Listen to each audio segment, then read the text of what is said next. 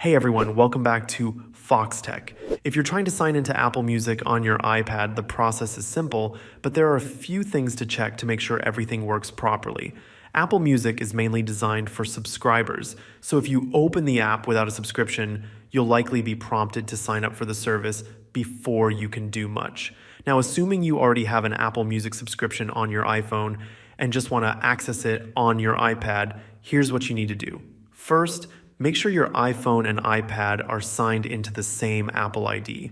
This is important because Apple Music is linked to your Apple account, and if the devices are using different Apple IDs, your music library won't sync.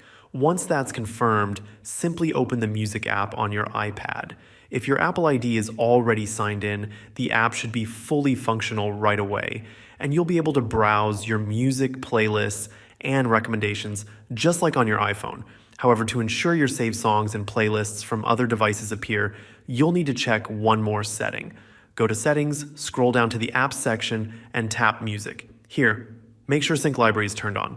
This feature allows your entire music library to sync across all your Apple devices, so anything you've saved or added on your iPhone will automatically show up on your iPad as well.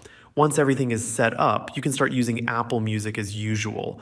You can explore your music by tapping Listen Now or For You at the bottom of the screen.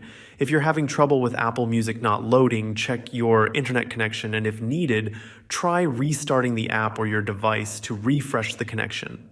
That's it.